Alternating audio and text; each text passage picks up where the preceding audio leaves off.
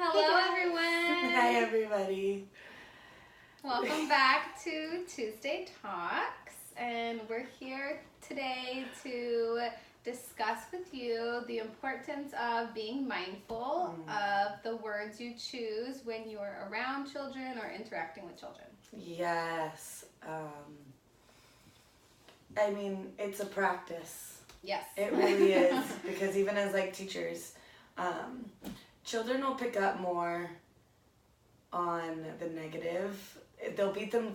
As humans, we beat ourselves up, and the children are no different. So, I guess this topic got brought up for me because in my life, I remember as a kid when I heard something so much, I heard you're annoying, you're annoying, you're annoying, and eventually I just started doing it on purpose. So when a kid hears something so much, or a conversation between parents on something that they're working on with the kid, they're gonna take more of the negative Yes. than if they only heard the positive, Exactly, and I think that's why it's so important that, even in, firemen or whoever it may be, they don't say, don't panic, because then your brain focuses on panic. You gotta say, stay calm, and the same thing goes for kids. So instead of saying, don't run, you say, walk slowly, and so it just really depends. It does take a lot of practice being mindful in the way you communicate with children. Yeah. But as we were talking about earlier, Lauren mentioned, making sure that when you do want to have a conversation about a child, make sure that child is nowhere near. And they're smart, they're sneaky. Kids they're just really smart, and if they know you're talking about them, they're gonna want to be near you. Make sure that if they are, if there's no way to hey, go in another room or somewhere away, because if they're even near you, they're listening. Even if they're pretending they're not. They're smart. They're smarter than a lot of people give them credit for. And so just making sure you're keeping it positive, because they pick up on those things, and it's so much easier for them to hold on to the negative things that they may hear than it is to really flourish in those positives. So really being mindful of the way you talk around. Yeah. And kids. if you do want to have a conversation about a child and they are there and you're talking with another adult and you're like, oh man, I forgot. Well, then you can say, yeah, right? Didn't that happen? Or how did you feel about that? Include them in the conversation so that they don't even realize that you were talking about them and that it was kind of like a mutual conversation between everyone. Yeah. Because that's happened, as teaching. The families come in and they want to talk about their child, and their child's right here. And you're, well, what do you think? How's it going for you? Oh, I think the same way. Oh, also this. So really including them in the conversation really helps as well. I like that a lot. Yeah. I love it, and I think that really we should be mindful of how we're talking always. Yes. Not just around kids, but in general. How do you want to be speaking, and are the words you're saying, if you were to listen to yourself talk, is that how you want to be? And who is listening? It could be a child, it could be anybody, but no matter what, you're influencing the people around you. And so when you're putting certain words out into the universe, not only is the universe listening, but so is everybody around you. And that influences all of the energy. Yeah. So just putting out how you want it to be, what you want to see back in the world, you're in charge of that. So I think that being mindful in general, whenever you're using your words, is definitely a practice. Yes. I'm by no means perfect at it. Yeah.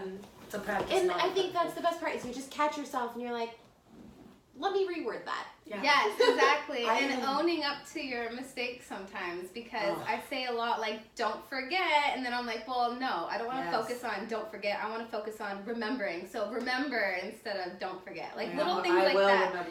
Yeah, and with children, you always want to say the words of something that you would like them to do instead of what you don't want them to do. Yeah, and it gives them another option, because sometimes I feel it's easy to get caught up in the expectation, they should know this, no, don't do that, and because you feel like they should know, but no matter if you've told them one time or 20 times or 30 times, they're children, they're still learning, and giving them an option to do something different is going to help them grow in that lesson that you're trying to teach them, as opposed to just focusing on what they're not supposed to do.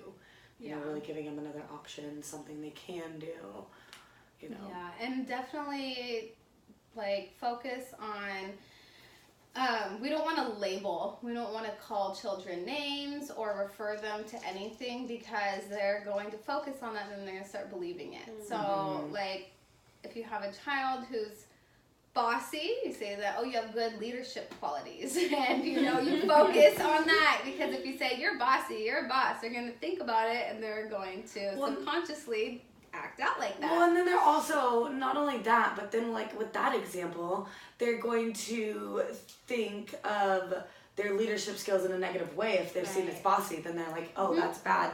And they're going to dull their shine and like, they're not going to be able to fully blossom into the true leader that they are because they're going to be like scared of it or like, oh, am I too bossy? What are people going to think? Giving them that opportunity to fully blossom in that and like, oh, you have great leadership skills now. Let's like, how can we communicate that in a gentler way? You know, like just asking different ways of communicating things. In like that instance of someone that may be deemed like bossy. Yeah. Like making it more of a positive. Like, how can we communicate that better? Like, let's solve this problem. You know, and not giving them, like you said, that negative connotation. Because then when they go to be a leader, when they go to be a leader, they're like, oh, but I don't want to be bossy. Oh, and they're like more timid instead of like, hey, like, I've got this. Like, they lose their confidence. Yeah. Yeah, definitely. I think that goes for the other side of that too. Like, if they're not really great at something right away, never saying like, oh, you're just not good at that. Or like, oh, you're bad at that. Like, I was told, you're bad at sports. And so I grew up like, well, I'm bad at sports. I'm like, says who? What?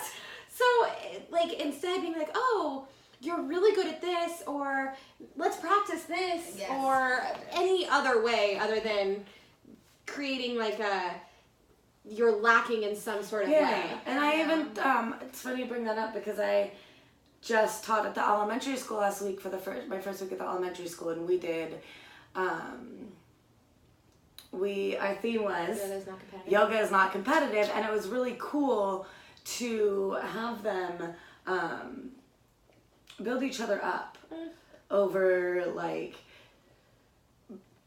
how can I word this? So it was nice to see like the kids when they were doing something like I explained it to them as like, you know, some things you're going to be really good at and your friend may struggle in. However, there's going to be something that your friend is really good at and you struggle, and if you guys work together and help each other, then everyone will win and you guys can build each other. So I made it like building each other up. So really just letting kids, giving them that space to where they can build each other up. Like, I got responses at the end of classes. I would ask, like, you know, how did this make you feel to not compete? And it was the cutest answers about, like, nobody had to fight. No one was trying to be better than anyone. And just really creating that, like, environment where you don't have to try and be better or feel like you need to be smarter or faster or anything. Like, you are perfect just the way you are. And if you need to work on something a little harder, that's okay, because maybe there's something, like, your friend can help you with or mom can help you with, you know. Just really building up that self-esteem that, like, if you want to do it, you can. Anything you want to do. And you're really only in competition with yourself. So just reminding children that, you know, like you said, you're not always going to be the best at everything. However, you can practice and you always do your best. We want to say don't try. You either do it or you don't. So either do your best or you don't. And that's okay. Either way, you know. You learn either way. You're always learning. You're always practicing. And it's a great way for adults to model best practices in the sense of maybe, you know, we as adults, something happens in our lives that we need to do something and we're not the best at it, but, you know, we have to be good examples. So we say, you know, I've never really tried this before. I've never done this before. So I'm just going to do my best and we'll see what happens. Will you help me? Can we work together and include them? And then they can always build confidence through that. They love that. Like, let's problem solve. Like, how can we do this? And they're like, ooh. Yeah, they have ideas. Yeah, they do. Yeah. And even, it does take a lot of practice. So even if you do slip and say something, just say, you know what, I'm working on practicing this skill. And they'll help you. So if you hear me, will you check me? Because we got each other, right? Like, we're teamwork here. Yeah. And they'll be like, yeah, I got you. And it's fun. Because then they'll be like, oh, Miss Jessica, you said. I'm like, oh, thank you. You're so smart. You're so Thank you for helping me. And then they feel helpful, and that boosts their self-esteem because I helped you. Yes, it's great. Yes. Thank you guys so much for joining us today. Yeah. Thanks, guys. Have a great week. See you next week.